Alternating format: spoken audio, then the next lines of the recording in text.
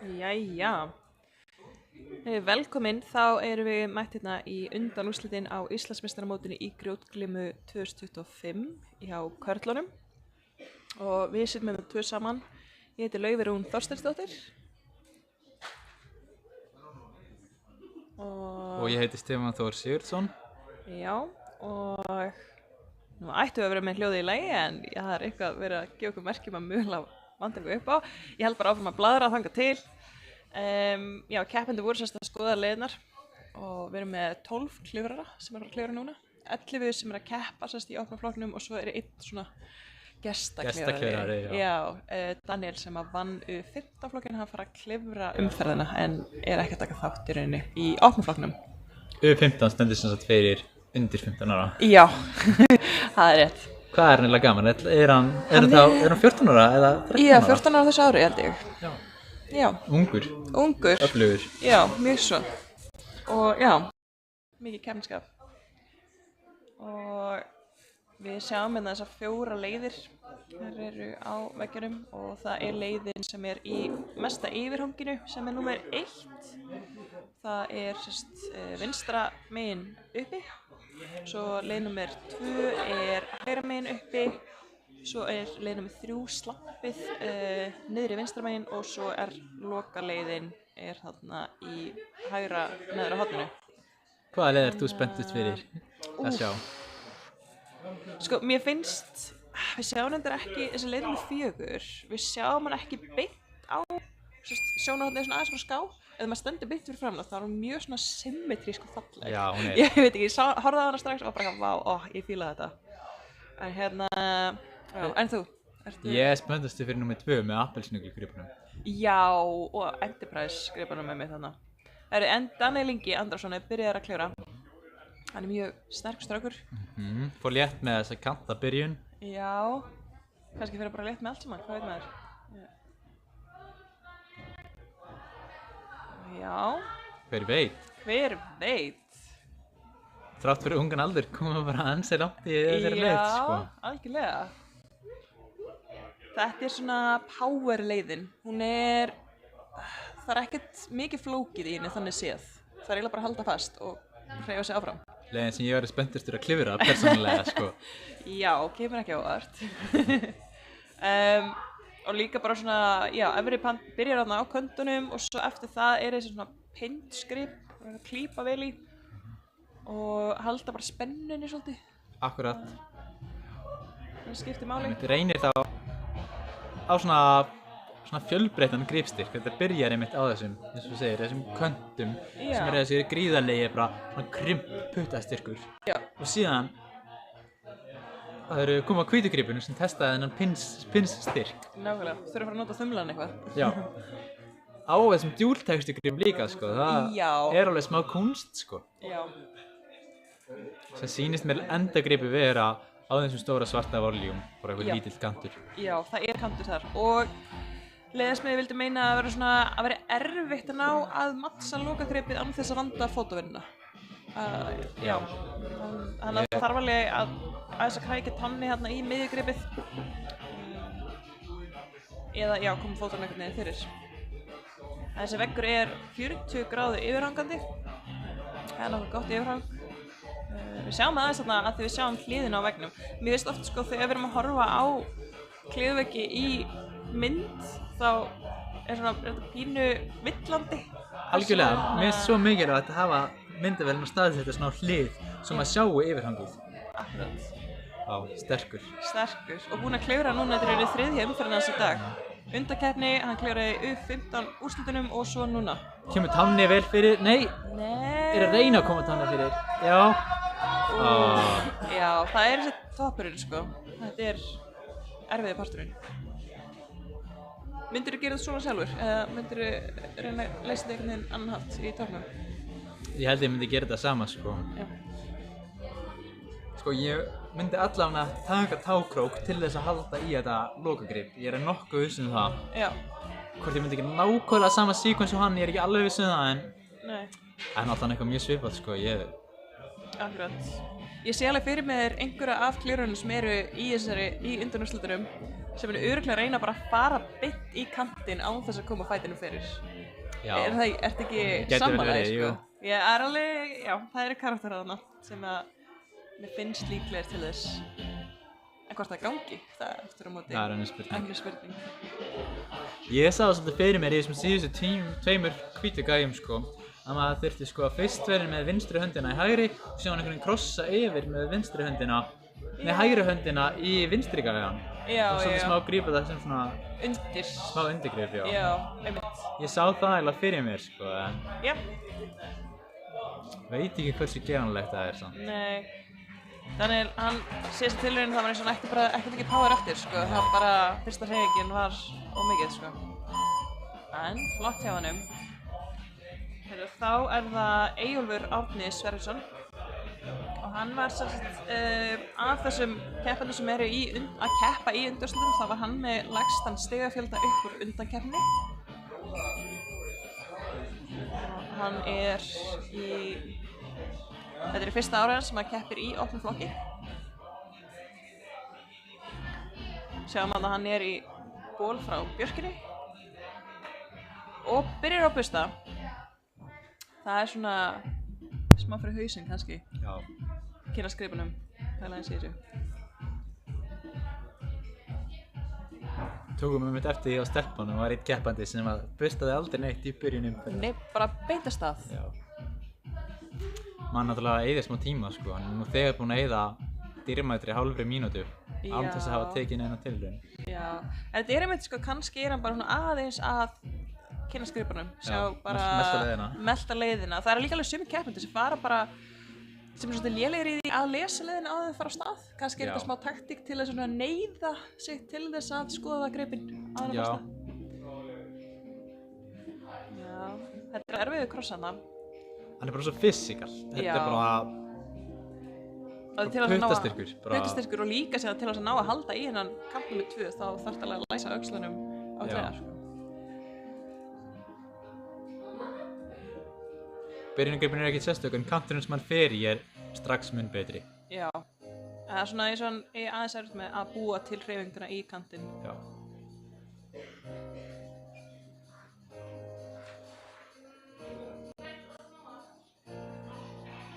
Hann hvílir sig ágætlega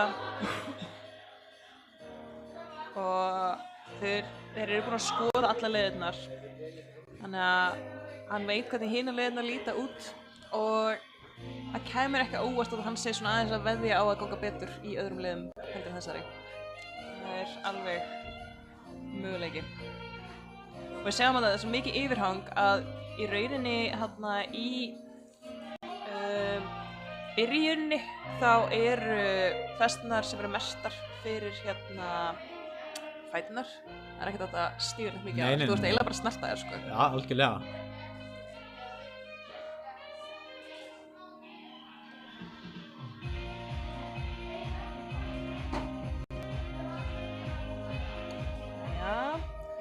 Fer hann aftur af stað og 1,5 mínútu eftir.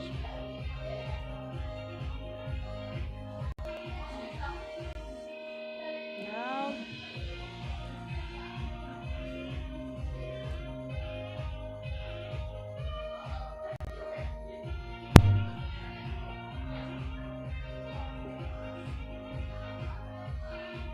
Já.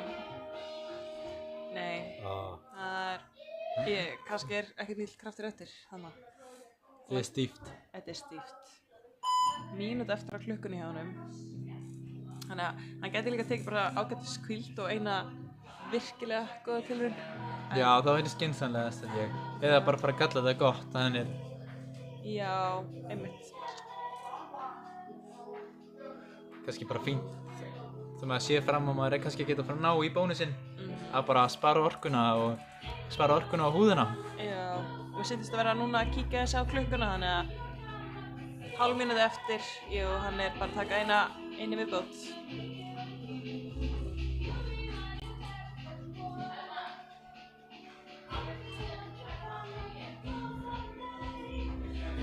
Já. Þetta er ansi stíft. og hann segir þetta bara gott.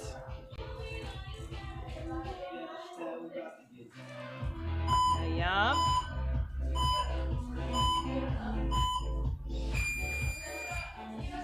Þá erum við að fá næsta keppanda inn og það er hann Ólafur Bjarni Ragnars. Betri sagt þekktur sem Óli. Já, hann er bara Óli. Já. Allir aðrir Ólar sem koma nálægt Klifurhúsinu þurfa að vera kallaðir eitthvað annað en meira en bara Óli. Akkurat, jú, þetta er hann að... Þetta er Óli. Ólinn. Ólinn og svo, já, það er allir að vera eitthvað annað. Margir kannski kannast við hann er oft að vinna í aðgreiðslunni. Margir, já, kannast við þetta andlit. Og rosalega öflugur slappklifrari. Já, algjörlega. Frægt þegar hann komst inn í úrslit á Reykjavíkurleikunum. Já. Hvort það var í fyrra eða hitt í fyrra. Það er, já, 2003. Já, 2003. Já. Það var Einmitt, hann bara rúllaði upp einhverju slappleið, sko. Já, ekki bara einhverju slappleið, sko. Það voru alveg fleiri leiðir, sko. Hann bara... Rúllaði upp rosalega erfiðri slappleið sem að margir aðrir sterkir klifrarar átti ekki í róði. Já, algjörlega. Og hann stóð sig ógeðslega vel þar. En þetta er kannski smá anti-stíllinn hans. Já. Í þessari leið. Örugglega leið nr. 2 og 3 munu eflaust henta honum betur. Já. Sérstaklega nr. 3. Ég geti vel trúið að þar mun ljósans fá að skína, sko. Algjörlega, algjörlega. En hann Daniel er byrjaður í leið nr. 2. Já. Og þetta er svona samhæfingarhreyfingarnar. Þeir eru þarna hægra megin í absoluta gripinu. Það er að stökkva þarna yfir, dansa svolítið yfir gripinn og Já! Vá, hvað þetta var flott. Vá! Og við sjáum svona aðeins að það sem að stendur með hægri fótu núna, þetta er nokkuð stórt grip, en mjög stór partur af því er bara glansandi, það er no texture. En gripið sem hann greip í með þarna það sem hann greip í með vinstri höndinni, það er nú frekar gott og það virðist vera ansi lítið. Já. Það er þetta svona stórt skrúað grip, smá svona nipple twister. Já.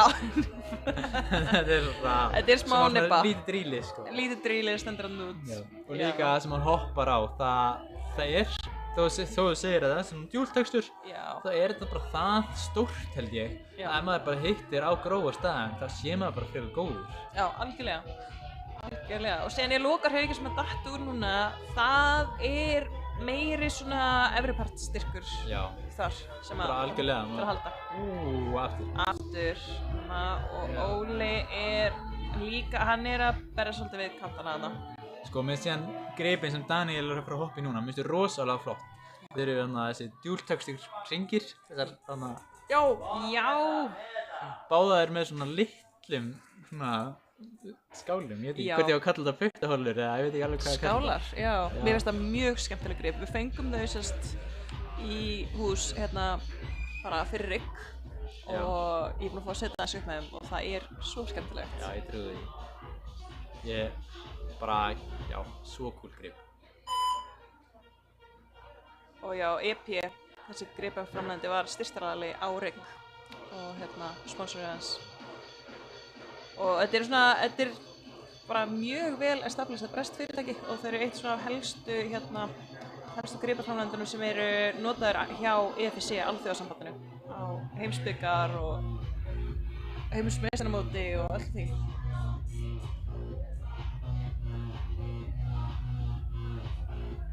Jæja, hálf mínútu eftir og þeir eru svona að taka síðustu tilraunir og Daniel kominn aftur hérna og er að fara að ná í miðjuna.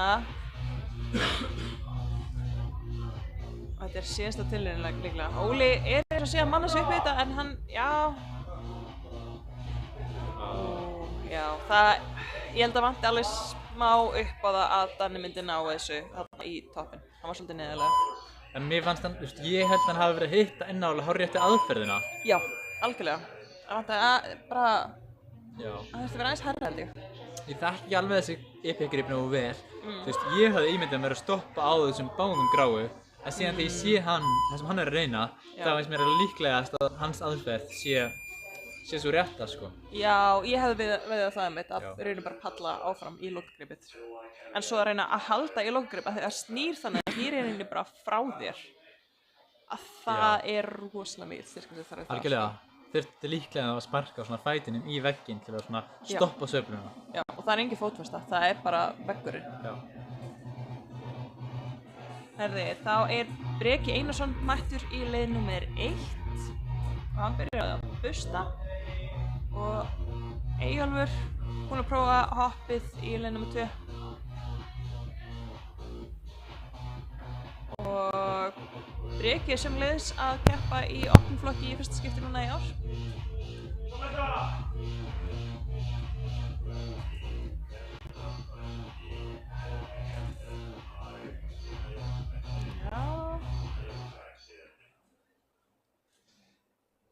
Ég held að Eyjólfur er alveg svona með nokk rétta aðferð en ég held að hann hafi hika aðeins þarna af því að þessi skínandi fótur ekkert mjög heillandi. Nei. Þetta sé bara í svona leiðum, þetta er svo mikið bara hugarfar, líka bara hafa gert þær áður, vita hvað maður ætlar að gera, kunna þetta bara. Akkurat. Og ég veit ekki hversu mikið hann æfir í burkinu, hversu mikið í klifurhúsinu, en kannski þarna ekki alveg jafn mörg tækifæri að æfa svona leiðir og á svona gripum í burkinni, sem kannski, já. Akkurat.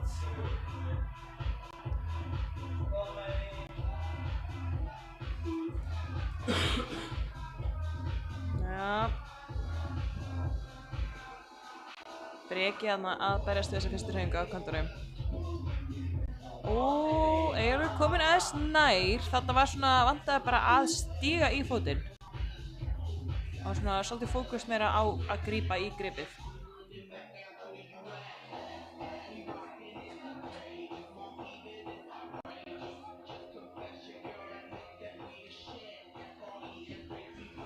Já.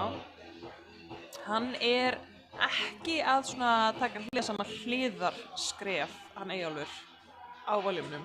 Nei, góða punktur. Hann í rauninni svona að stíga í gegn með hægri fótinn. Og ég veit ekki hvort að það sé eitthvað breyta ykkur fyrir hann. Við sáum að Daniel var að taka svona hliðarskref þarna. Akkurat. Það sem að Eyjólfur plantar hægri fætinum á voljúm númer 2. Mér grunar að það sé nú betur að gera þetta Daniel gerði að taka svona hliðar saman hliðar. Já. Ég held að það sé svo erfitt að stoppa sig í þessum litla fæti. Já. En maður þarna endur með hægri fótinn á epigripinu, sko. Já. Eða að maður gerir ekki þessa hliðar saman hliðar aðferð. Já. Já.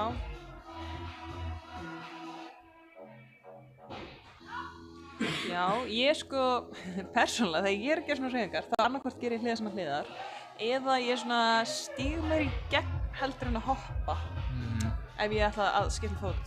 Já. Sjá hvað hann gerir núna. Já, þetta mjög nálægt þessu þarna. Það hálf mínútu eftir á klukkunni, þannig að ég held að Eyjólfur eigi alveg séns ná að stikka þessu núna.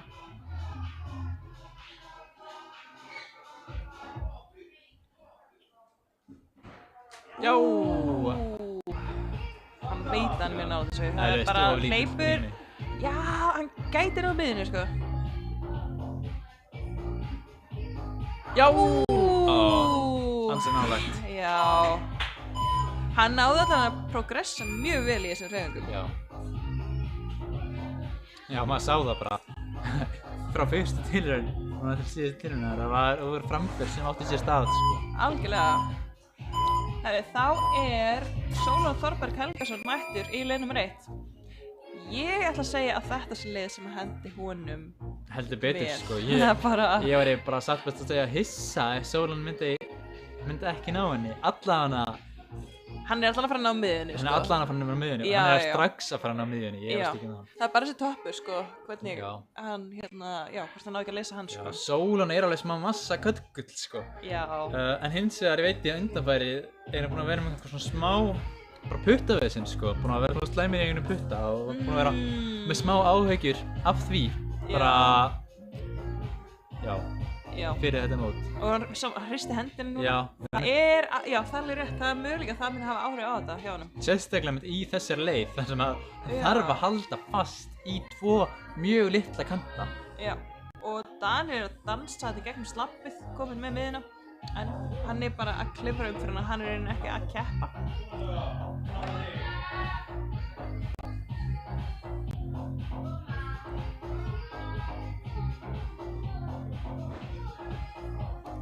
Já. Sólon var í öðru sæti á Íslandsmeistaramótinu í fyrra. Já. Þannig að hann er, ég held að sé óvægt að segja, hann sem er öflugur og klifurur landsins. Algjörlega, sko. Mjög metnaðarfullur. Já. Ég var að þjálfa ykkur á sama tíma líka. Já, Back in the day. ótrúlegt. Þið voru ekki sama hópur. Nei, smá eldri. Crazy. Var hann þá líka svona rosalega einbeittur. Já, algjörlega. Það kemur ekki á óvart. Algjörlega. Já, það er mjög gaman að svona hafa þjálfast að fólkinu sem er núna komið svona í kringum 20. Þegar þið voru svona 10 til 13, 14 ára og maður sá það bara á sem það er alltaf einhverju krakkar sem eru bara til að hafa gaman og svo sér maður sem er bara fókusa á það að verða betri klifrarar. Algjörlega, núna er ég að þjálfa og sé þetta sama í Já. krökkunum sem ég er að þjálfa, sko. Nákvæmlega. Heyrðu, hann heldur þessari hreyfingu núna. Já. Núna er hann meira að ná bónusinum. Já, komið. Komið. Nákvæmlega. Og mér finnst bæði jafn valið að klifra og vera svona fókusaður eða bara hafa gaman, sko. Já. Já, Sólon með þetta. Ok, koma svo Sólon. Já, þetta er toppurinn þarna, hann er strempinn. En þetta sýnir okkur líka bara hvað Daniel er sterkur klifrari. Já. Bara þrátt fyrir, bara, hvað sagður við, 13 ára í ár, nei 14 ára í ár, verður 14 ára í ár. Að þá er hann að ná bara sama árangri í fyrstu liðinni. Eins og Sólon sem er bara mjög reyndur klifrari. Já, nákvæmlega. Hann er bara spenntur að sjá hvað gerist í Heyrðu, Óli framtíðinni. er kominn í Heyrðu. miðjuna Vel gert. og mér sýndist hann brosa þarna aðeins, hann er sáttur með þetta. Ok, það er nú helviti vel gert ef Óli myndi taka það. Já. Ég held að það er svolítið með honum, sko. Já, klálega.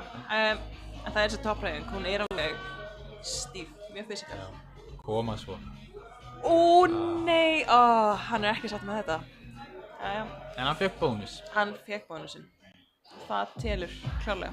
Og við erum núna með nýja stigakerfi frá EFSI. Þannig að þeir sem voru ekki að fylgjast með áðan í kvenna, þetta er það eru 4 leiðir og 25 stig í boði fyrir hverja leið, 100 stig í pottinum, en í hvert skipt sem að klifrið dettur þá er dregið frá 0,1 stig og þannig að bónusnum gefur 10 stig. Þannig að ef það er einn keppandi sem nær toppi í sæmilega fáum tilraunum, þá er það færri stig heldur en keppandi sem nær 3 bónusum í sæmilega fáum tilraunum. Óli er kominn Þetta aftur. hann var að reyna hann að buzzers top, tókst það ekki, en mjög góð tilraun og progress líka, sko, það voru Já, framfærir, hann var að komast heldur nær. Því miður þá ná kenndur ekki að prófa þetta á æfingu. Það er komið að mynda í geggjaða child-bólnum sínum. Já, Svo töff. Guðmundur Freyr Arnarsson, já, Ok, hann er náttúrulega bara, hvað ég að segja, bara reyndasti keppnisklifari reyndasti, bara góðsagnakendur í íslensku keppnisklifri. Algjörlega. Hvað er hann ekki metið að vera Íslandsmeistari Jú, oftast, sko? Bara. ég held það, ég er ekki með þetta skrifað niður en ég kemur ekki á orð, Já, sko. ég er nokkuð viss um það að engin klifrari hafi verið jafn oft Íslandsmeistari Já. eins og Guðmundur Freyr. Mundi, en hann varð ekki Íslandsmeistari í fyrra. Nei, mikið rétt, hann lenti í 3. sæti. Já. Paulo Mercado. Og hann slasaði sig á putta. Nei. Það var pocket og hann mitti sig, hvort það var ekki einmitt bara á þessum vegg sem hann er að klifra núna. Og hann mitti sig á putta. Og var líka eitthvað, hvort það var búin að vera lasin líka, eitthvað svoleiðis. Það var ekki hans móti í fyrra. En hann var aftur móti bikarmeistari. Og lenti í 3. sæti á Reykjavíkurleikunum núna í ár. Já. Hann er bara flýgur áfram.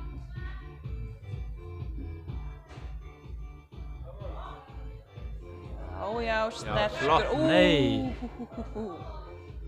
Ok, þetta var samt alveg flott fyrsta tilraun. Herru, líka Og flott hvernig Eyjólfur stendur sig hann er í bara slafleiðinni. ekkert smá.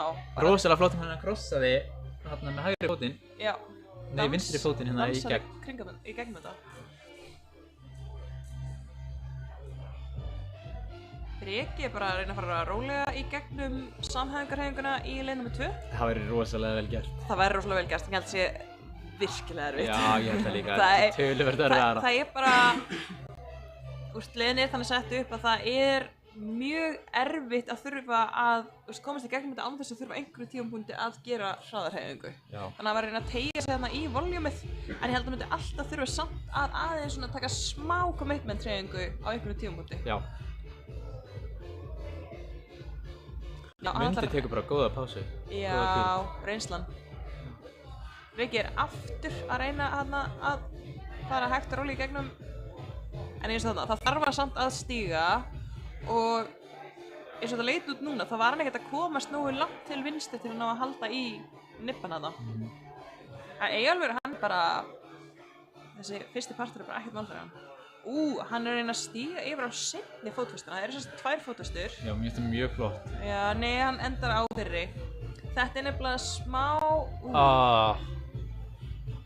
Já. Þetta er stíft. Þetta er stíft og þessi stóra hvíta festa þarna er svona til þess að blokkera sjónina, þannig að þú sérð ekki fótfestuna þegar þú ert komin upp á hvíta fótfestuna. Og mínútu eftir á klukkunni myndi bara slagur. Já, svo slagur. Alltaf að veifa höndunum með það. Já, eða bara viftan í gangi. Já, það er svo áhugavert. Þetta er bara mjög áberandi svona kækur hjá honum, svona keppniskækur sem milli tilrauna. Já. Og fer á stað, 30 sekúndur eftir.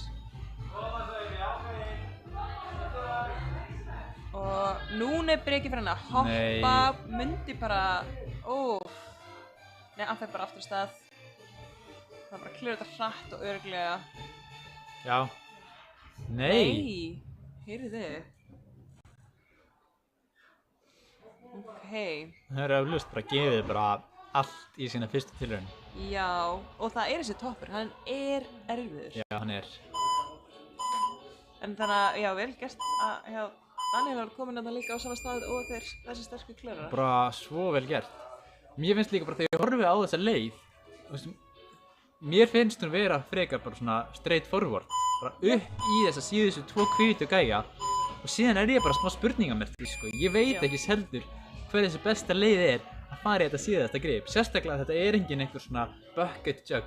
Þetta er bara lítill kantur og þú getur ekkert farið bara, þú veist, uncontrolled í hann. Maður verður bara, það er ekki hægt að stökkva í hann. Maður verður að fara Já, í kontról. Ég er samt ennþá vissum að það muni einhverjir prófa að fara bara beint í hann, sko.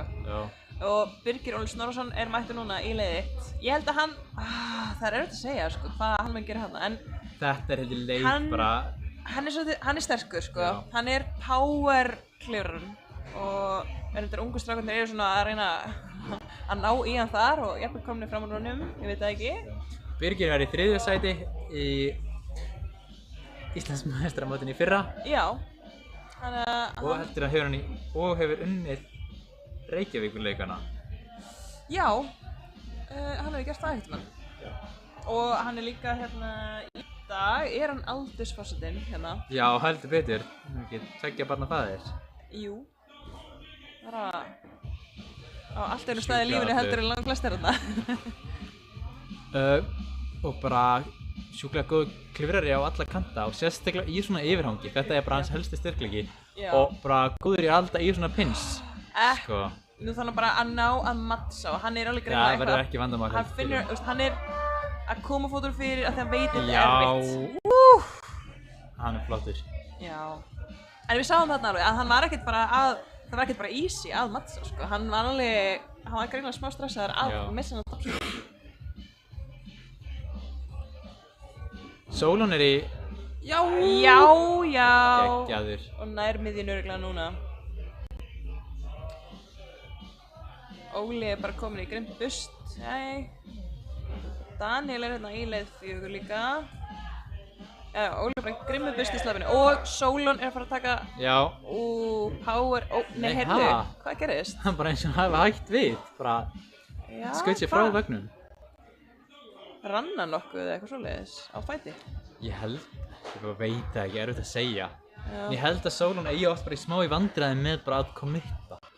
að ég held að það, veist, hann komist oft á þann stað að hann viti sko að þegar heldur hann mun ekki ná hlutunum held ég hann eigi oft bara rosalega erfitt með að halda áfram og reyna sko. Ok. Já, Óli er allan bara öruggur í miðjunni í slabbinu, það er ekkert mál.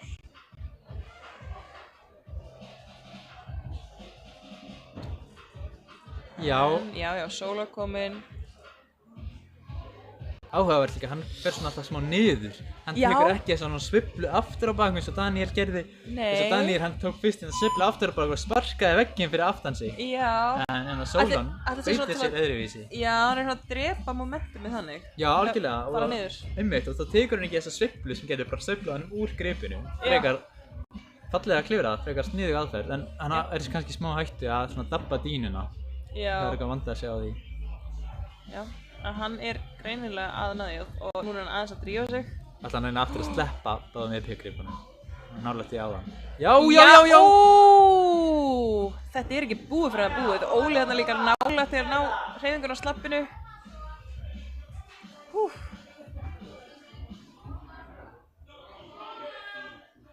Jæja. Og Daniel er erfitt með byrjunina í lið 4. Það er... Já, mjög spástulega minn. Sólan klifrar hratt og smúð. Það náði þessu... Nei, Það var bara að stökkja þarna í lokin. Það vantaði eitthvað smá upp á. Jæja, þetta var spennandi.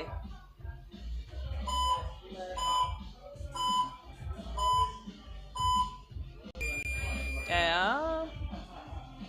Nú er það Gunnar Egill Guðlaugsson, mættur í lið nr. 1. Hann er sterkur. Já. Og úr björkinni. Úr björkinni og minnst hann bara svona, hann er bara styrkjast rosalega mikið líkamlega bara á síðastliðnu ári, finnst mér. Já. Bara á þeim aldrei. Bara búin að vera frekar sterkur contender samt bara í síðustu 2-3 ári. Já, mjög flottur klifrari. Leynir á sér. Og, Breki nær þarna bara að stoppa sig í slabbinu. Þetta var alveg bara, þetta var svakalegt nú þannig að það skipt fót. Og Eyjólfur er aðeins að eiga erfitt með byrjunina í lið 4. Ég held að þetta sé smá axla hreyfing þarna. Já, bara þessi síðasta leið sjúklega bara svona mjög kompressjón. Myndi að fara í loka hreyfinguna í 2 en það er, já, það er smá erfitt. Ætla hann fatti að prófa að fara bara beint í lokagripið eins og Sóla var að gera? Ég veit það ekki. Myndi er svo góður í einhverju svona samhæfingu, svona rafmögnuði elektrik, eins og liðsmaðurinn sagði dæmi. Og líka bara eins og Birgir hefur lýst klifrinu hans mynda. Hann oft bara einhvern veginn dettur í gegnum leiðir. Hann bara dettur inn í næstu hreyfingu, sko. Bara næstum eins óviljandi að hann komist í næsta grip, sko. Já, og það er svo Rigg, leiðin á dæna vegna þar, svörstu gulugripir. Hann bara svona, hann sleppti eða bara greipi eitthvað voljum og liti bara lítið út fyrir að vera ekkert mál, sko. Já, algjörlega, sko. Og það var líka svona samhæðing, sko. Þetta er það sem ég sé alveg fyrir mér að geta gert, þegar hann hoppi í þessi epigrip, bara einhvern veginn sem bara einhvern veginn detti og bara lendi í þessu endagripi og er bara... Já, og hann er bara mjög nálægt sér þarna, sko. Jæja, og Breki er að koma í þessa erfiðu hreyfingu í slabbleiðinni, komast úr bónusnum í næsta grip. Já, það er svona að stíga vel upp á þennan hvíta fót hægra megin og það er bara ansi tricky. Já.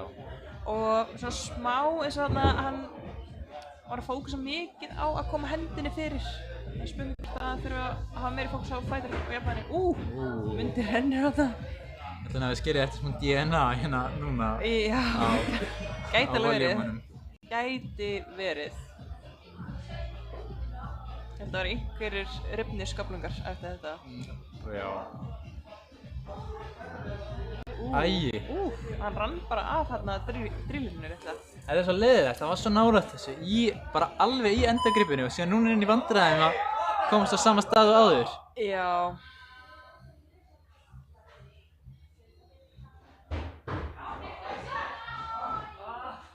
Já. Birgir ekki ná að negla þessa hreyfingu aftur og aftur eins og hann að framkvæmda og Gunnar nær, já. Gunnar kominn í miðjuna. En þetta þar, en hann kominn með stíginn og Mundi að fara í síðustu hreyfinguna. Já, öruggur. Ég veit ekki hvort að það heyrðist í upptökuna, það kom svona mynda power scream. Ég veit ekki, það er sérstakt power scream og ég elska það. Ef við myndum spila upptökur af power scream þá myndi ég alltaf finna mynda í upptökunum. Það var sjúklega vel gert. Þetta var mjög vel gert. Þetta leit líka út eins og varst að tala að í lokin þegar hann náði hreyfingunni, bara eins og hann svona... Bara datt inn í þetta. Já. Hann er bara svo sjúklega góður í þessum svona new school stíl, bara hoppa, góður í svona samhæfingu og bara góður í bara halda helvíti, bara nógu andskoti helvíti fast í gripin. Já, akkurat. Ég myndi alls ekki kalla það samt mynda eitthvað svona power. Nei, ekki heldur, sko. Alls ekki, sko. Hann getur alveg staðið sig vel í þeim, en já, þegar hann er bara svona, hann er góður í að lesa liðið líka. Oft bara nokkuð bara svona effortless. Yes. En núna kominn í leið nr. 1 Hlynur Þorri Benediktsson. Og hann er þekktur fyrir að vera slappklifrari. Já. En sjáum hvað hann er hérna í yfirhanginu. Eini klifrarinn sem náði erfiðu úrslita slappliðinni á Reykjavík. Já, og leta líta út fyrir að vera bara ekkert mál. Ég veit að yfirliðasmiðurinn, Hlynur var fyrstur að klifra sér slapplið og yfirliðasmiðurinn fekk smá sjokk. Hann hugsaði bara, ó nei, ég gerði slapplið of létt og svo var enginn sem náði eftir það. En Birgir er komin af stað að reyna hoppið í leið nr. 2. Og Sólun að vinna sig í gegnum slappliðina. Komin með bónusinn þar. Komin á í rauninni erfiða partinn í slappinu.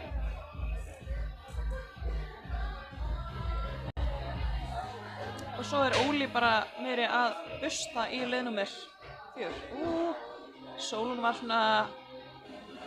Mér fannst það vera nálægt þessu, af því að þetta var svona hreyfing... Það var ekki að drífa hreyfinguna af, ef það meikar sens. Að ég held að sé smá hreyfing þess að ef þú farið of hratt og ert að reyna að grípa of mikið, þá ertu að fara að missa þetta. Nei, gerðu bara rólega. Já.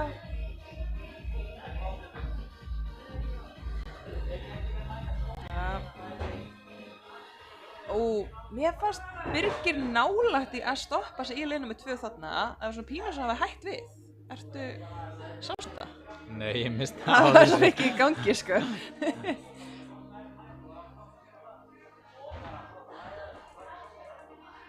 Já, mér finnst þess að Birgir sé pínu bara að hætta við. Þetta er allt í hausnum á honum. Hann þarf að committa aðeins meira.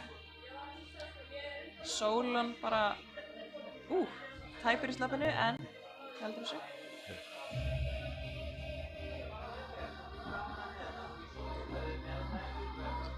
En þó að Birgir og Mundi séu báðir rosalega jafnir klifrarar, svona svipa góðir klifrarar, þá bara sjáum við svo greinilega hérna bara styrkleika munin. Já, einmitt. Hann Birgir bara rúllaði upp þessari yfirhangandi kanta og pinnstleið, þessari rosalega svona, hvað maður að segja, bara power leið. Já. En síðan hérna leið nr. 2 á hann í vandræðum þar sem hann Mundi bara... Já, ekkert mál. Já, ekkert mál, datt í gegnum það. Já. Ég held líka að Birgir aðeins erfiðara með þessar new school hreyfingar, sko. Já, algjörlega. Óli, það er einmitt þessi leið nr. 4, þetta er... Leit svona vel út. Já, þetta leit mjög vel út. Þannig með hreyfinguna, þetta vanti kannski bara upp á bara eitthvað styrk, sko. Já, akkurat. Þetta er alveg smá, þetta er power. Sjáum hvort að Sólun láta líta auðvitað út í slappinu. Það er smá eins og hann ekki committað í þetta, hann Sólun. Nei. Já, Birgir... Ég held að það sé svolítið eins og ég myndist á áðan. Ég held að hann er svo rosalega sterkur klifrari og rosalega góður. En þegar hann í vissum hvort hann ná einhverju, þá held ég að bara eislega erfitt með bara að láta vaða gefa allt í það. Já, og þarna sáum við Birgir að reyna við toppinn á leið nr. 2 og náði ekki. Það var svona næstu að verða þessar toppur ef þetta hefði tekist, en þetta var fyrsta skipt sem Birgir náði í miðjuna. Það sé svona hreyfing í lokin að það þurfa flestir að taka einhverja tilraunir í hana. En núna erum við komin með Pálo, ríkjandi Íslandsmeistara í leið nr. 1, Pálo Mercado Guðrúnarsson.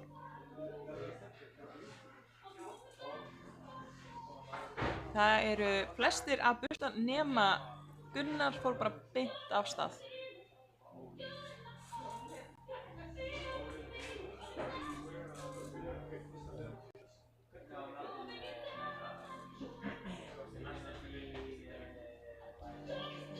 Jæja.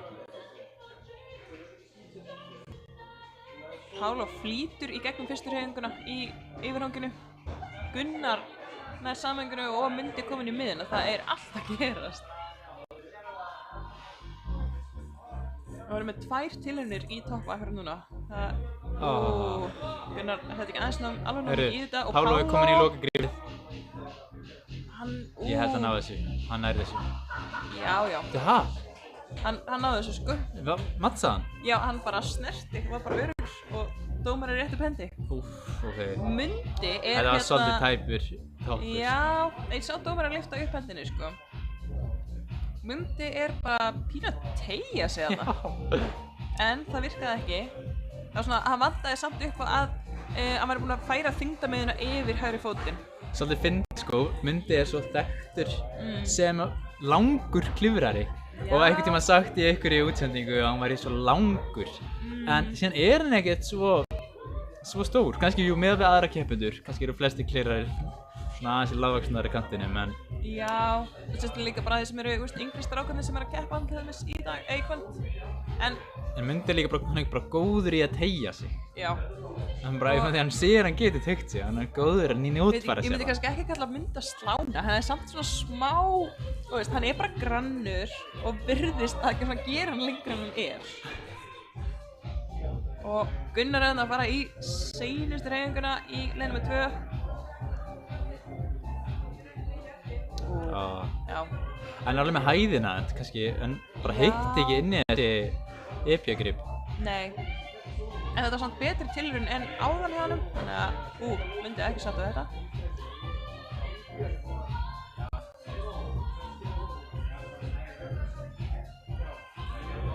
Já. Breki tók bara góða pásu í leið nr. 4, þetta er svona svolítið fiskar, já. Og núna er Gunnar að prófa síðasta hoppið. Við sjáum líka að Mundi hefur ákveðið að klifra með kallpoka. Já. Sniðuð svona strategi að þú getur stoppað á slabbi, hann hefur tíma til að kalka sig. Akkurat, og það eru svona virðist vera nokkuð öruggar stöður í þessu slabbi líka sem er svona aðeins hægt að skoða betur. Algjörlega.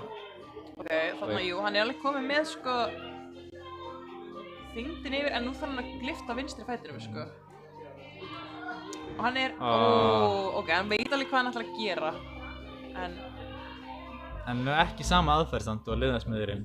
Nei. Svona bent okkur á að væri hugsunin. Nei.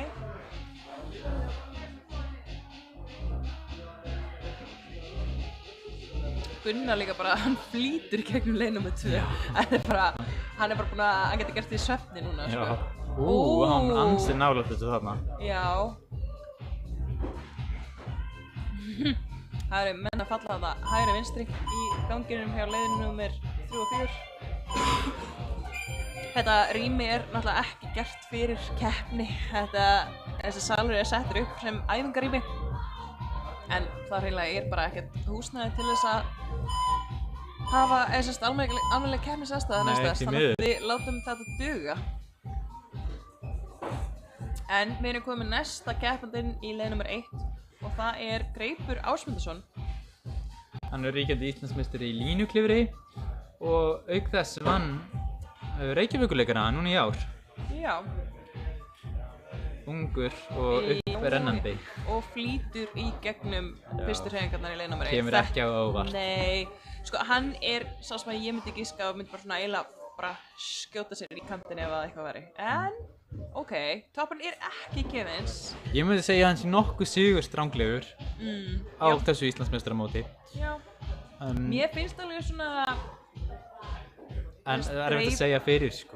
Já, ég að veðja á, sko, Greip, Pálo og Mynda. Og þeir verði pallurinn, en það er samt. Birgir samt svo öflugur líka. Ég held að séu þessi 4, sko. Algjörlega, og Solon komin núna í miðjuna í leiknúmer 4. Já. Fyrsta miðjan sem við sjáum þar, og svo síðasta hreyfingin. Geggjað. Vá! Svo nálægt. Og nægur tími eftir fyrir hann. Hann mun ná þessu. Hann mun ná þessu. Þetta akkurat leið fyrir hann, sko. Og Hlynur komin vel af stað í leiknúmer 2 og...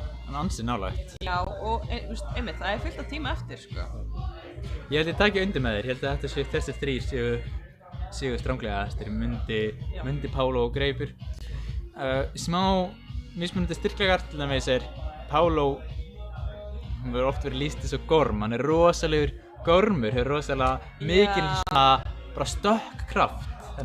En Greipur líka, sko. Já, Greipur samt svona aðeins meira, Greipur náttúrulega mjög new school, en hann samt meira old school, en kannski aðeins hinnir af strákunum og hann náttúrulega kemur úr björkinni þar sem hann klifraði alveg óendilega mikið á þarna múnbrettinu. Og það kannski svona svolítið kjarninn að hans styrkleika, sko. Og Hlynur, flott tilraun í leiknúmer 2, hann kominn í lokagripið, þannig að nú þarf hann samt bara að ná þessu á að halda því. En jú, ég held að segja rétt hjá þér, og svo bara fullt, þeir bara svo margir sterkir klifrar þarna, þannig að það er ekkert hvernig þetta fer. Nei, Birgir kominn í miðjuna á slappinu líka og Solon að taka síðustu hreyfinguna. Já! En hann að... Ennþá meira en 1,5 mínúta. Já. En þetta er líka svo spennandi þróun í íþróttinni. Hvað hún hefði komið langt frá því að áður voru Íslandsmeistaramótin oft þannig að maður vissi fyrirfram hver myndi sigra. Maður var rosa hissa eða fór ekki eins og maður hélt. En núna getur þetta farið bara hvernig sem Og það bara svo gaman, það svo frábært fyrir íþróttina sem keppnisíþrótt. Og bara svo margir sterkir, svona upprennandi íþróttamenn og síðan aðrir sem eru ennþá yngri og bara maður er rosa spenntur að sjá hvað þeir munu gera eftir nokkur ár. Og að sama skapi þá samt, sko, það hefur verið ógeðslega gaman að hafa Valda með á mótinu, að hann með meittan putta. Þess veit ég að Valdi, hann ég þurfi ekki að segja hvað hann gamall, en hann gæti auðvitað verið pabbi margra hérna. Hann fertugur. En hann bara, hann svona klifrari sem bara líklegur til þess að vera oft í úrslitum. Algjörlega. Já, það verið gaman að sjá þessar svona, sem var gömlu kempur, hérna, að Valda og ég veit ekki hvort Kristó telist með líka. Og Greipur að komast í það. Og Hlynur stakk í toppinn þarna. Beint í gripi. Rosalega nálægt. Og Solon líka bara að reyna að taka Bössers topp í leiknúmer 4. Hann búinn að vera í lokagripinu núna, 3 svar? Það var eiginlega bara fyrsta tilraunin af Solons var eiginlega bara svo allra besta, sko. Þetta líka leið sem að það er mikið power í henni, þannig að það tekur svolítið úr. Maður á bara kannski eina góða tilraun á 4 mínútum í svona leið. En svo þetta síðasta leiðin, þannig að það alveg þess virði bara að klára á tankið. Ekki spurning, sko. Þá síðasti keppandi og sá sem var stigahæstur upp úr undankeppni kominn í leiknúmeri, það Garðar Logi Björnsson. Mér finnst alltaf best að lýsa Garðari sem klifrara sem svona, hann snjallklifrari. Hann snjallklifrari, það eitthvað sem að leiðsmiðinni segja, eða þeir eru að setja upp leiðir og segja að það mun enginn reyna þetta, það mun Garðar reyna það. Ekki spurning, sko, bara undanfarið hefur hann bara virkilega sannað sig sem bara einn af allra sterkustu klifrarunum. Já, sterkur en líka bara ógeðslega snjall, bara finnur góða lausnir. Og hvílíkur styrkur hjá honum. Hann hefur verið bara orðspor, hann pinsar allt. Hann setur þumlana í allar boltahólur, tekur utan öll grip og getur pinsað henni ótrúlegustu hluti. Og þetta hann fari rúlega þessu upp, hann rúlar þessu upp. Já, ekkert mál. Og það sem mér skilst líka, eftir að hafa spjallað við þessu stráka, að þá er Garðar bara búinn að vera einn af þessum allra öflugustu á æfingum undanfarið. Hann bara er búinn að vera að taka allar æfingarlegarnar sem hafa verið settar upp í þessu æfingarými. Já. Og kannski bara breyti ég því sem að ég sagði áðan, sko. Ég ætla að spá Garðari á pall. Já, veistu, ég held að það sé bara ekki vitlaust, sko. Alls ekki vitlaust. Og alveg rétt sem hann segja, hann er bara, já, hann er búinn að sýna undanfarið að hann er bara að standa sér rosalega vel. Já. En þetta er alveg, já, erfitt að segja hvernig þetta endar. Sko, við erum með Pálo líka þarna, hann er búinn að, hann er komið miðjuna í leið nr. 2 og er svona nálægt að komast í toppinn. Gunnar, ekkert málun á þessari miðju slappinu, en svo eins og aðrir þá er svona þessi hreyfingarna sem er að fara að stíga núna á hægri fótinn, hún er erfið. Mundi er aðeins að ströggla í leið nr. 4 en, nei, ekkert mál. Þannig að koma miðjuna hjá Munda. Sjáum hvað hann gerir. Já! Ansi nálægt. Heldur betur. Aðeins nær en Solon. Það væri mjög verðmætt að ná þessum tapi. Heldur betur, þetta er bara mjög erfið umferð. Já, af því líka sko Mundi náði ekki tapum í fyrstu leiðinni. Þannig að ef hann vill fara öruggur í úrslitin þá verður hann eiginlega, myndi ég segja, hann þurfa að ná tapið þarna. Já. Með það sem eftir að koma og klíra restan af leiðina. Pálo að taka síðustu hreyfinguna í leið nr. 2 og Gunnar erfiði hreyfinguna líka einum megin. Nei. Ég held að Pálo bara runnið þarna á voljumunum.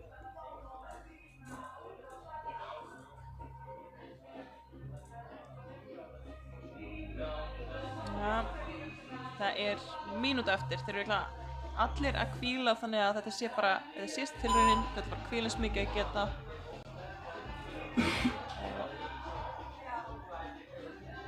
Fara auðvitað allir að staða saman tíma. Pálo bara fer auðvitað í gegnum. Já! Hann hefur tíma í tilrauninu viðbót og svo Mundi líka. Svínslegt af leiðasmiðanum að hafa ekki sett fót þarna sem að keppendur geti svona stíða á móti og stoppa þessa sveiflu, sko. En þú veist, það er hægt að stoppa sveifluna með, Mundi búinn að sýna okkur Já, rétt, það er rétt, mikið þetta er bara erfitt og klifur er ekki, við sem að tala hérna fyrir útsendinguna, klifur er erfitt. Klifur er ógeðslega erfitt. Og líka, þú veist, þetta er örugglega, það er svo mikil strategía. Sástu Munda, hann tók tákrók. Það var góð tilraun. Og sko, voljúmi er nefnilega til þess að koma í veg fyrir að einhver nái tákróknum. Þetta er svo góð, sko. Sjáu hann. Já, en já. En það er svo mikið, sko, ég ætla að segja svo mikil strategía að setja upp þessar leiðir. Eins og við sjáum á mig í ábyrgsningu leiðinni. Það var ekki settur fótur til að stoppa sveifluna. Það eiginlega þvingar keppendur þeirra til þess að notfæra sér þessi EPA-grip. Já. Þá eiginlega, það er svo hæpið að sleppa þeim. Já. Þú veist, núna þurfa keppendur eiginlega að gera erfiðari hreyfingu og nota þessi EPA-grip. Bara svo, já. Já, algjörlega. Og leiðasmiðin sögur okkur á hann líka að það er, eins og við erum búin að sjá, það er alveg fullt af keppendum búið að vera að ná miðjunum. Og það eru margar leiðirnir þarna þannig að það er seinni helmingurinn sem er erfiður. Já. Og ég verð að segja, þó þetta séu mjög erfiðar leiðir, fáir toppar, þá er þetta samt að mínu mati er þetta framfarir frá síðustu svona flottu undanúrslitum sem við vorum með, sem voru á Reykjavíkurleikunum. Það sem að umferðin var eiginlega of erfið og fólk var að komast, þau voru bara fáir með bónusa yfir höfuð. Margir sem voru kannski bara með einn bónus eða margir sem voru með engan bónus. Þetta mér finnst þetta að vera bæting að flestir eru ná allan einhverjum árangri í leiðunum og það eru strax komnir einhverjir toppar. Já, og líka sko miðurna þeir eru alveg ná miðunum í mismörgum tilraunum eins og sérstaklega í leið nr. 2 og Biggi kominn hana í leið nr. 4 að hann á að klára þessu. Hann ætlar að sleppa að grípa í gripi kannski í kringum hornið eða hvað? Nei? Áhugavert. Nálægt þessu. Það gerir svona pogo hop. Já. Þannig að það tekur vinstri fótinn og svona generator að býr til bara sveiflu með því að sveifla vinstri fætinum. Já, þetta var mjög vel gert. Og Þegar tæknilegir hreyfing. Já, Hlynur núna í slappleiðana í þriðju leiðinni. Hann er svona slappklifrari. Þannig að gaman að sjá hvernig hann gengur og greipur að reyna að ná hoppinu í leið númer 2. Ég held sér alveg óhætt að segja að Hlynur sé bara besti slappir klifrari landsins. Já, ég held það líka. Og við sáum það bara á rigg. Greipur eitthvað að ströggla við að grípa í drílið í leið númer 2. Og Biggi bara hvíla vel fyrir næstu tilraun. Veit hann getur tekið á það. Og þetta þessi powerleið og hann veit hann getur tekið þetta og hann ætla bara að vera ferskur. En klukkan er 1:40 eftir, þannig að hann hefði alveg tíma í fleiri tilraunir. Það er svo gaman að geta spotta þessa styrkleika eins og við sjáum bara mjög áberandi í hvaða leiðum honum Birgi gengur best í. Það var þessi powerleið í byrjun, síðan þessi powerleið í lokin, þar sem hann dett í endarhreyfingunni, síðan voru hinar leiðinar ekkert svo spes. Nei. Já. Það eru bara allir að eiga erfitt með slappleika. Heyrðu, Greipur náði loksins hreyfingunni. Já. Þá bara loka hreyfingin. En komum bónus. Mínútu eftir líka á klukkunni. Þá fer Biggi af stað, Hlynur í slappinu líka. Já. Og sjáum þetta ekki hérna í mynd endilega, en Biggi stendur á smá fótfestu. Þetta ekki bara Nú reynir aftur svona pogo-stökk. Já, ég held að það gæti alveg gengi hjá honum, sko. Já. Herru, nei, mér fannst Hlynur vera komin aðeins áfram í slappinu, en það var ekki nóg. Og spurning hvort að Greipur nái núna bara að negla hoppið ekkert mál. Já, þetta bara komið hjá honum. Geðveikt. En þá það síðasta stökkið.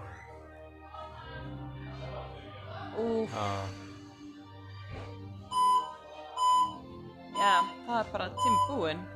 Vá, ég er smá sjokkið, sko. Biggi náði ekki að toppa síðustu powerleiðina, Hlynur náði ekki að toppa slappið. Segðu.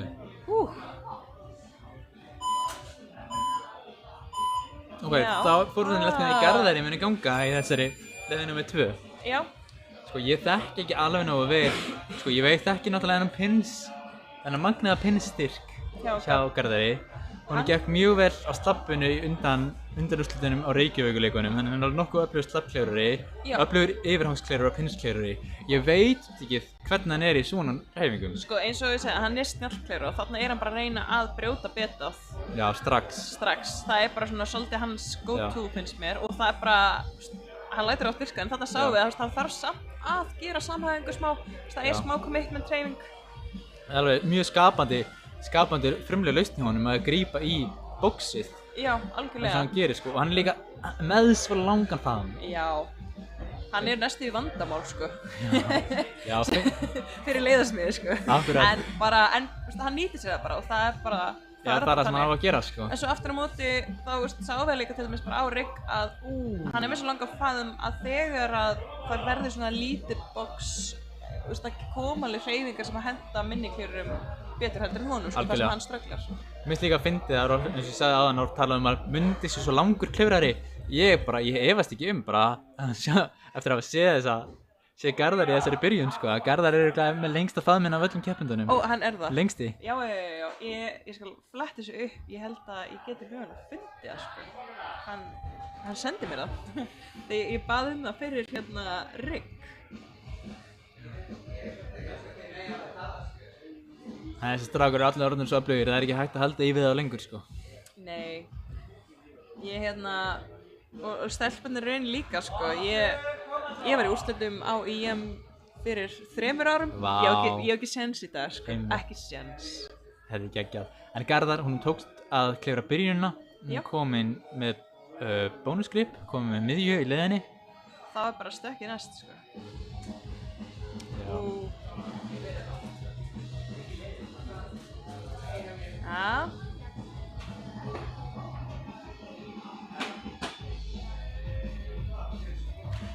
Ég ætla að spá því fyrir að þegar Garðar fer í 4. og síðustu leiðina að hann muni taka hana. Já, ég líka, sko, Garðar er svolítið lunginn í slabbi, finnst mér. eða svona eins og þú sagðir, hann sýndi það á reik að hann stóð sér vel þar, þannig að ég hef líka trúið því. Og Gunnar sterkur, komin í miðuna og svo spurning, nær hann táknum? Hann ætla bara báðar hendur í lokagripið. Ég held að það sé ekki best aðferði, en Ég held að það sé erfitt að það var. þannig að frumlegt að prófa það, en bara sjúklega cool leið. Ég er ekki, já, ég veit það ekki, mér finnst virkar á mig sem alveg sjúklega erfið lokahreyfing í þessari powerleið, sko. Já, akkurat.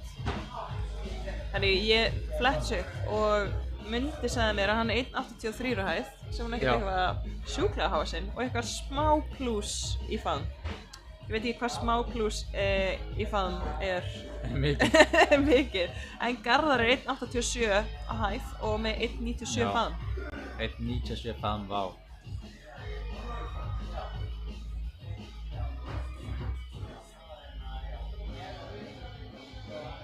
Já. En síðan stundum getur þetta líka verið ókostur. En maður er vanur að hakka sér alltaf í gegnum leiðir og fara svona, reyna að komast hjá því að þurfa að gera hreyfinguna. Akkurat. Að þegar þú lendir í því að þurfa að gera hreyfinguna og geta ekki svindlað, þá kannski kann maður ekki hreyfinguna, sko. Akkurat. Þannig að þetta er, þú veist, eins og maður segir góður í íslensku, þetta er a blessing and a curse. Akkurat.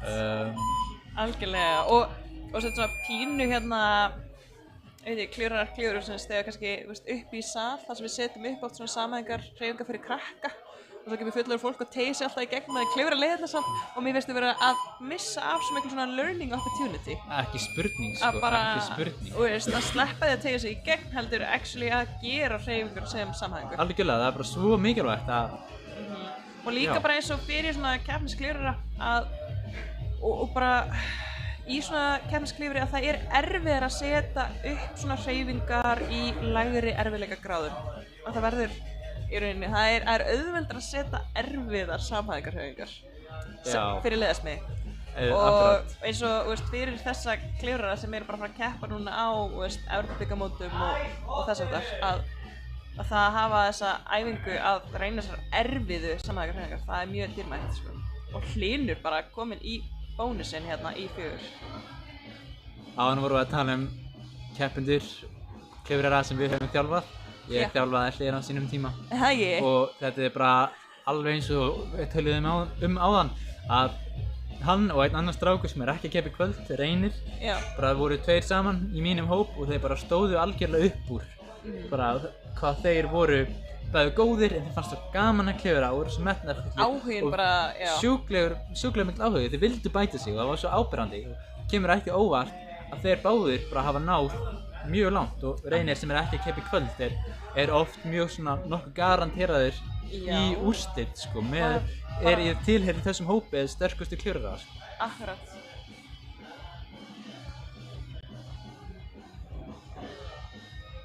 Jæja, þessi slapphreyfing þarna er strembin, það er erfitt með hana.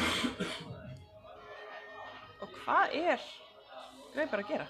Ætlaði hann bara að bakka? Ég hef svo gaman að einhverjum frumlegum lausnum, sko, þessi bara, þessum frumleika. Og þá fær Hlynur í síðustu hreyfinguna. Hann er að reyna að ná þessum tákrók og ég held að liðasmiðum hafi bara tekist nokkuð vel að koma í veg fyrir að sé hægt að gera hann á tákrók. Já, ég held að sýnist það svona á öllu. Var það ekki Mundi sem reyndi það líka? Ég held það. Jú, Mundi reyndi það líka. Jæja.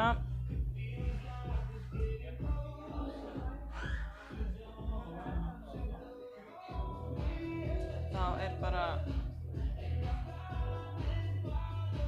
sjá hvað Greipar ætlar að gera. Hann ætlar að færa sig áfram á bleikafótinn, hann aðeins lengra. Það er, sko, misjafnvægið.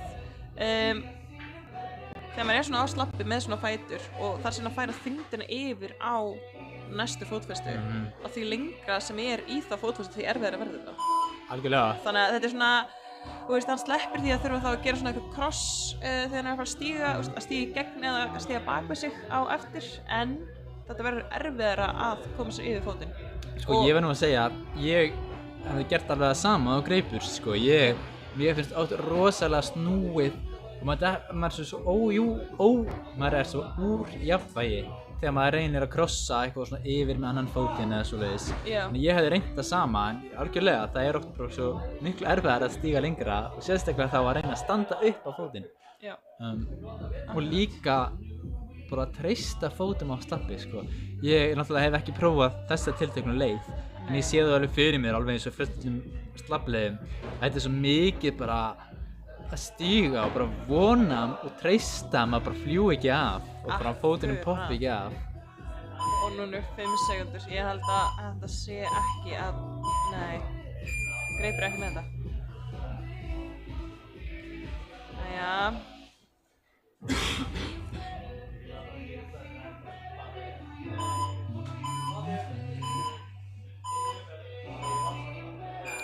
Þá eru það Pála og Garðar. Pála í síðustu leiðinni og Garðar í slappleið, það er númer 3.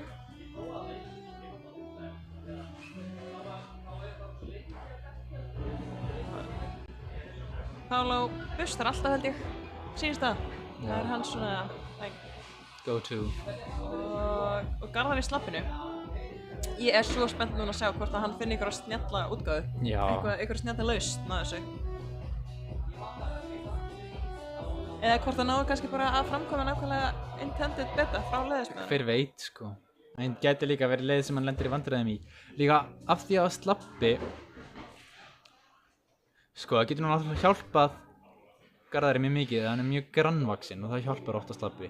En hann er samt líka mjög bara hávaxinn og stór og það hins vegar hjálpar ekki. Já, það er svona eiginlega á móti, einmitt. Já. Þannig, en hún gengur samt bara rosalega vel. Já, en núna þarf hann sko að koma þyngdinni af vinstri fætinum. Það er bara krúsa, það er það sem að engum er búið að takast rauninni. Það er alltaf að þegar þeir stíga af vinstri fætinum þá er þetta bara búið. Ég er bara farin að vera hálf pirraður á þessari leið, sko. Það eru allir að detta á sama stað. Þetta er ekki alveg, hérna. Nei. Pála er eftir ögla við þessa hreyfingu hérna í leið nr. 4.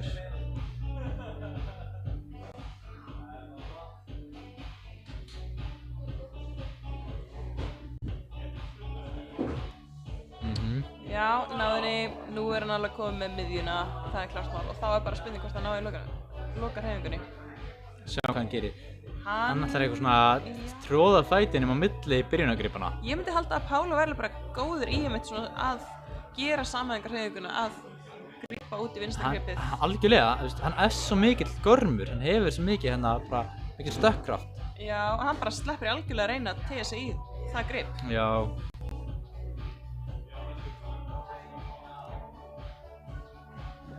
Nei, Garðar á líka í vandræðum með þessa miðjuhreyfingu hérna, eða eftir miðjuna.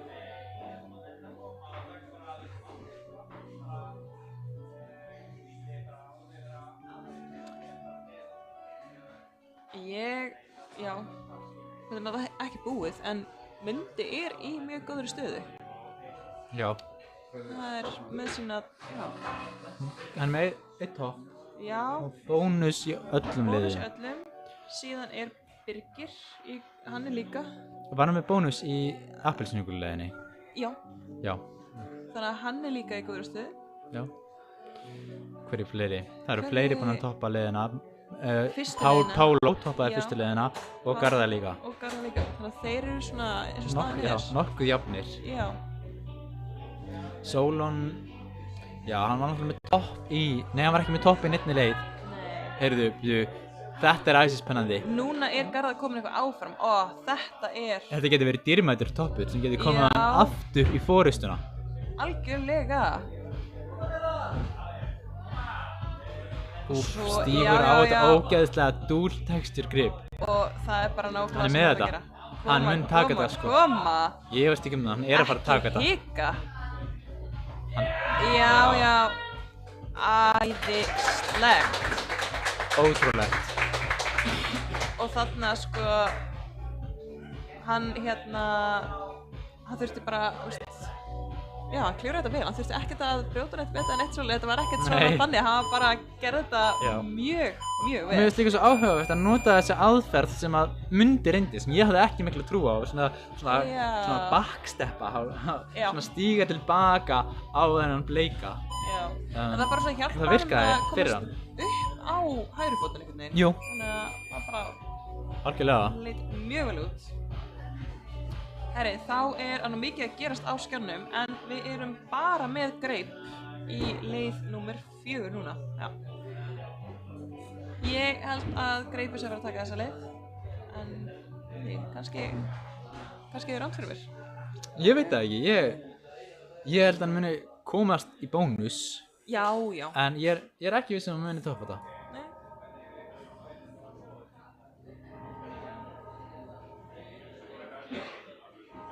Já, þetta er svona powerleif, þannig að hann líka mögulega tekur smá svona pásu á milli tilrauna. Já. Mættur aftur. Já. Hann er ekki að halda í þessi tvögrip. Hann er ekkert að gera tilraun til að busta. Þannig að hann er greinilega bara að ákveða að þetta er hann er vandamálið, ekki Já. gripinn. Það er oft sem að svona, þú veist, Þess að auðvitað kenna öðrum hlutunum, sko. auðvelt að segja, það er bara að busta þetta og það, ég Heldur sjálf gera það, skórnir mínir til þess að... Nei, ég tengi alveg við þetta með að busta, sko. Já. Að ég er ofta eitthvað, nei, það er bara busta, þá get ég þetta. Já. Nei, ég hef mjög miklu trú að ég hef busta, sko. Já, jú, hann er Mér mættur finnst það. ég bara að finna bara mjög mikinn mun og oft bara tilhörinnar þegar ég næði leiðum, það er bara oft eftir að hafa bustað vel, sko. Þannig Klárlega, sko. ég bara, fyrir mér er það bara rosalega heilagt bara í ferlinu, sko. Ég bara bursta mjög gripið bara fyrir hverja tilraun, sko. Já. Þegar ég já, Já. koma svo. Sko, það þurfti bara að busta. Já. Það er þetta Nákvæmlega. komið. Þetta er ekki flókið. Þetta er ekki flókið. Ok, sjáum hvað hann gerir. Já. Ok. En já, bustið gripin ykkar og merkið bustan ykkar. Mikilvægt, mjög mikilvægt. Það var ekki alveg eins nálægt eins og þarna Sólon og Mundi voru. Nei. Þeir voru mjög nálægt. Sérstaklega, já. Já, algjörlega. Hann þurfti að komast aðeins svona lengra til vinstri eiginlega. En 1,5 mínúta eftir á klukkunni. Já. Sko ég held að aðferðin sem Birgir notaði sem var að taka þetta pókohopp, ég held að, ég veit ekki með það, ég held að það sé frekar svona einhvern veginn eins og hann Greipur var að reyna núna. Ég held að þetta póko, maður fá bara ómikla sveiflu og maður bara eiginlega get ekki, það verður erfiðar að stoppa sig, sko. Já, Það er gæti það alveg sem ég verið. held. Gæti alveg verið. Ég sá ekki náttúrulega hægri fótinn á honum, en heldur hann sé að spinna sig eitthvað af byrjunargripinu en það hægra Já, megin? mér sýndist það, hann er eiginlega einhvern veginn tróð fótunum inn í milli byrjunargripana. Já, Hann sýndist að vera að spinna af sko hægra byrjunargripinu. Já, jú, þarna, einmitt. Já, Smá svona, Já, já, ekki ekki góð til henni núna, en nei. ég hef svolítið trú á þeirri aðferð, sko. Já, Eða jafnvel spinna sig bara af vinstri fætunum á voljúminu, sko. já, Jú, til þess er þetta voljúm örugglega, það er eiginlega ekkert annar tilgangur en að stíga á það. já, nota það líka. Standa á fótfestinu með vinstri og spinna með hinn. Já, spinna að þessi voljúm. Af því að maður sér þetta voljúm sem er vinstræminn við byrjunargripin, það hefur engan tilgang nema bara, sem ég sé, nema væri bara til að stíga á það, sko. Já. Jú, kannski til að koma Bara gripanum gripið, svolítið saman. Já, jú. gripi halli, rétt. Jú, það er rétt, gripahalli líka. Ég hef smá trú að stíga, ég veit það ekki. Það er svo erfitt að segja. Já. Það er rosalega auðvelt að vera klár, eitthvað horfa á leiðina og vera eitthvað, af hverju gerur hann ekki þetta? En síðan Við þegar maður, erum mjög góðir sófaklifrar eða. já, algjörlega, sko. En síðan þegar maður er í leiðinni, það er svo oft bara eitthvað, svo allt annað, sko. Það er bara, Já. það virðist vera svo augljóst, bara annarkvort A, annarkvort ekki svo augljóst, eða bara B, Mjög erfitt. bara ógeðslega erfitt. Mér fannst mjög gaman að hafa, sko, já, það er svona kostur og galla við það að úrslitaleiðirnar á RIG voru í almennasalnum í 23. Já. Það ókostunum var að undankeppnisleiðirnar voru teknar niður og þær Já. voru frábærar, Það voru geðveikar, það voru svo góðar, ég var svo leiður. En aftur á móti þá var svona meira af svona almenningskleirurum sem ekkert að keppa sem að voru að prófa úrslitaleiðirnar og bara finna hvað þetta eru erfiðar leiðir. Algjörlega. Mér fannst það, já, ég var mjög leiður að missa leiðirnar, Já, undankeppnisleiðirnar, það voru geggjaðar. En ég bara, já, mér finnst svo gaman samt að fá að prófa þær, sko, þannig að úrslitaleiðirnar. en ég er mjög ánægð núna að á IM þá erum við með úrslitin í ármála 21 þannig að undankeppnisleiðirnar eru fá að hanga áfram uppi í ármála 23. Já, gaman. Svo næstu vikurnar eitthvað. Sjáum hvort að hann spátumurinn minn rætist, að hann Garðar muni klára þessa leið. Já, Ég spái því. já, ég held að geta alveg ræst. Ég þori ekki að einhvern veginn, þetta er rosalega erfitt, sko. Hann er bara svo oft svo ótrúlegur. Já. Bara, maður ástæðin bara eitthvað svona kjafta, bara eitthvað, ha? Bara hvernig, skilur við.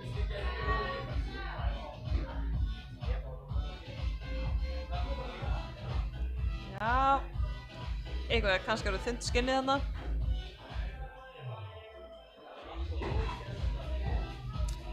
Já. Svo var það bara ég, eða var það svona pínu að bara eiginlega 3 fingur draga byrjunargripið. Sástu það? Ég veist að því. Okay. Og ég verð að fylgjast með hérna. Jú, hann sleppir því bara að nota lyklapetta. Já, áhugaverð. Þau sem aðeins að klurunum klifur svona, Pálo gerir þetta líka rosalega mikið. Já. Hann notar ekkert lyklapetta, hann er bara 3 fingur dragar. Já, ég er enda að gera þetta mjög oft líka. Ég er með svo stuttan lyklapetta. En þetta er samt sko, þetta er smá trikk því ég hef alveg meitt mig á puttum, baugfingri oft út af þessu. Ég er crimper sko, ég krimpa og fullkrimpa allt. Það er minn sterkleiki og veikleiki. Já. Sko, ég held að Garðar þurfa að fara að busta núna. Já. Ég verð að segja, ég er hissa sko, Já. það er svo margir sem er búin að vera að ná í þessa 2 pinsa. Já. Ég er bara hissa að hann Garðar sé ekki búin að takast það. Já.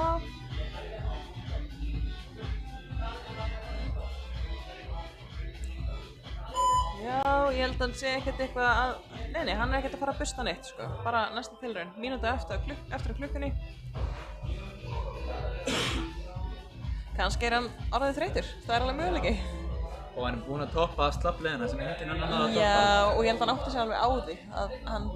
Þarf ekki að toppa þetta, hann er með fórustuna. Hann er með fórustuna, sko. En...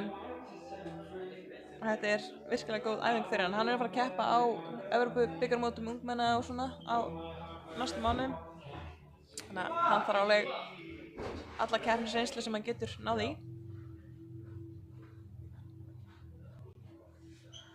Það er erfitt að vera síðastur. Enginn annar að keppa, allir að fylgjast með. Já, allir búnir. Veist sirka hvernig staðan er einhvern veginn. Já. En samt ertu ekki með það 100% á hreinu. Já. Þá er þetta bara klukkan að vera búin. Ef að fara aðeins yfir, hvað við höldum að úrslitin séu? Sko, Garðar náttúrulega er með... Hann er með fórustuna. Hann er með fórustuna. Bara alveg ótvírætt. Já. Svo er það Mundi og Biggi. Mundi og Biggi. Og hvernar toppaði lið nummer 1? Pálo toppaði líka. Pálo líka, já. Og var einhver annar toppur? Nei, ég held ekki. Það var þessi 4 bara 100% í úrslitum. Síðan er bara spurning bara... Hvernig raðast restin? Já, bara annarkur bónusar eða countback sem segir til Já, og það eru 8 klifrar í úrslitum. Vá. Það er nýju FSC reglurnar. Já, 4 klifrar eru bara að komast inn með... Miðjurnar. Bara miðjum. Já. En það er alveg, já, það er breytt fíld að það er svo sem kemur ekki óvart. Já, fá mikið fyrir bónusana núna. Já. En já, við segjum hérna í útsendingunni að þótt að keppnin sé búin og núna eru dómarar bara að teljast með stíl þá eru þeir vilja klára þessar leiðir þannig að Mundi og Garðar eru strax komnir aftur á vegginn. En ég held að sé bara komið að við þurfum að kveðja og við bíðum ekki eftir því að niðurstöðurnar liggi fyrir en þær verða birtar inn á Facebook viðburði mótsins hjá Klifurhúsinu. Og síðan eru úrslitin á mánudagskvöldið klukkan 7:30, bæði kalla og kvenna á sama tíma. Og já, við bara Bara takk fyrir okkur. takk fyrir okkur, hlökkum til að sjá ykkur þá.